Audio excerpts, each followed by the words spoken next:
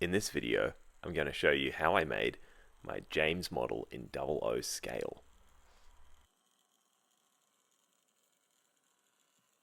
Alright, so with my James, what didn't I want to do? And I think that's probably important to first cover. So I don't quite like the class 28 as a canonical James. I think it looks ironically a little too Edwardian.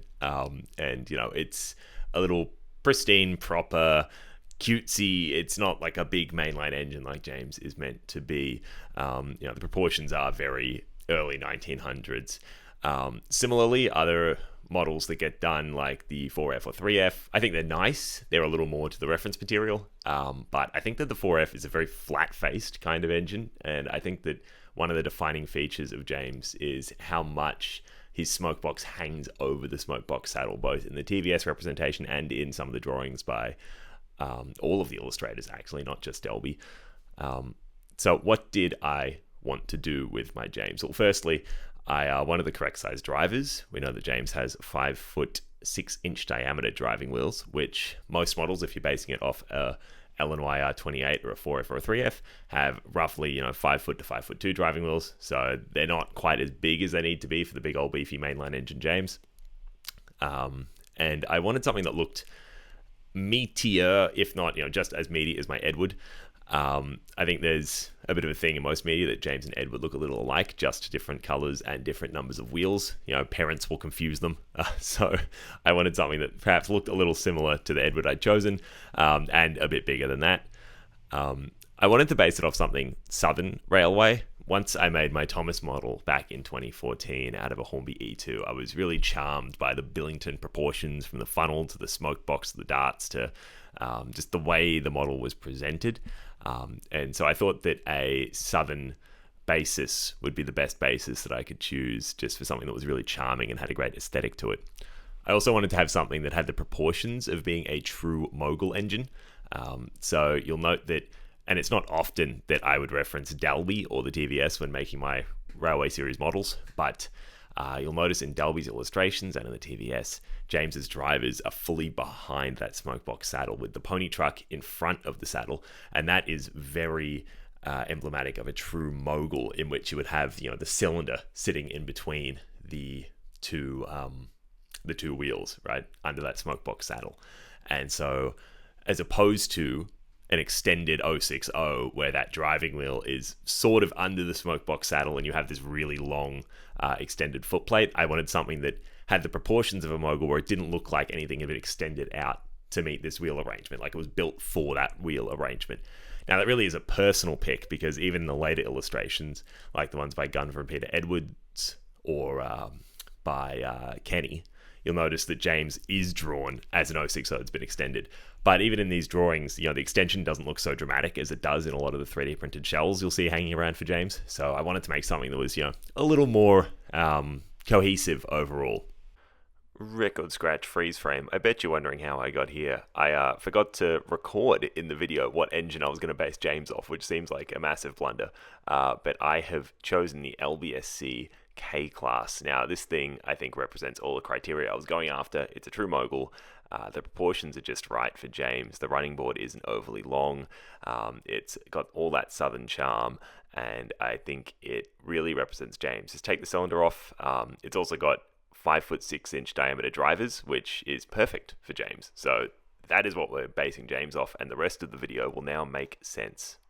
So, what did I do with this model? Well, I had a 43XX lying around for like 10 years. Now, this thing always ran pretty poorly, and I figured out it was actually because it was a split axle. So I guess I sent it to this graveyard too early, but I had initially tried, early on, to build a 3D printed body to fit on this, which would be a James, noting that, the driving wheels here are scale 5'8", so basically the same size, a little bit bigger than what James needs, but I think that kind of adds to the whole mystique of him having bigger wheels than a lot of the other models represent him as. Anyway, the 3D printed things, though, I tried to preserve the motor in here, but, the 43XX has quite a high firebox, and so it meant that I would basically have to have, the firebox in line with the top of the cab, which is not what a James should look like, nor is it really what the K-Class looks like. Not that I'd intended to make a K-Class at this stage of the game, but, So I quickly abandoned that and just waited around for ages until something that looked more like a James came along. And then Edward came along. I was building my model of Edward, which used a 2P, and I thought, wow, this thing looks great. That looks just about right. So to make the running board, I got a piece of wood. I nailed some nails into it, and then got a piece of strip plastic card like this, and I put it through those nails, and then got this whole thing and dunked it into a pot of boiling water for a little bit, which then, will heat treat it, set the shape. For the splashes, these guys are some 5 thou thick plastic card for the top surface. I put that around a $1 coin, taped it up, then put that in the boiling water as well to set the form. And then the sides of it were just cut out of 1 thou plastic card. That's my usual structural plastic card. And that was just a bit of trial and error getting the shape right. I had the $1 coin, which formed the shape of the splash that I could use to outline onto the plastic, but then these front ones are a bit tricky because they go over the dip in the running board, so I had to do a number of those to try and get that shape just right. So the next thing I did was acquired a tender motor. Now, this tender motor actually came with a 4F, and so that allowed me, despite my protestations, to make a 4F James. Now, this is very, very simple compared to the model I've been showing you this whole time. It is just a James, red roof, and it has an extended running board. I made my own pony truck. This thing is just, let me get it close to the camera for you. It's black plastic card with a white plastic card tube that I drilled out to be a 2mm hole bore so that I could fit a wagon axle on it. I'm yet to sort of cut the end pins off this axle. I still need to figure out how I'm going to attach a coupling to this thing, so it's not fully done yet. But you can see it's a really minimal amount of extension. Like my one gripe with James models is that you end up with the buffers like all the way out here, and it's like that's really not what it looks like in the books. And so I did a few tests to see just how close I could get this pony truck to the first driver, and then went with that. And so this is I think actually probably a more accurate looking James, despite the fact he's flat faced. This looks a lot like the Kenny illustrations, which are probably my favorite ones for James, or the Gunver and Peter Edwards illustrations as well. Quite happy with this thing. Haven't actually run it yet. But, this presented an issue, right? I had this tender and I needed to put it between 2 different engines now. So I had to give them roughly the same kind of paint job so that they could both share it. But I also had to make a connection for the tender that would be able to be interchanged between the 2 engines. So what I came up with is that I had a whole lot of this brass rod lying around. And so I also have brass sheet. So I made little rolled up bits of brass sheet and brass rod. I can't do this on camera, but essentially the rod goes in the sheet for both of them, and then you do up the tender connection, and now they share power. Now, the hard part about this was actually not rolling up brass sheet the right way. It was getting the rod to connect into the chassis here, because this is such a huge bulk of metal. If you go to try solder it, the heat just dissipates, and so you don't get enough heat to actually melt the solder onto the body. So what I did is, and maybe we can see this here, where's my camera? I got other bits of rod, put them on the end, drilled a 1mm hole in each of these, and then stuck that rod in there. So there's a physical connection between the rod and the body, although not a soldered metallurgic connection, for lack of a better word.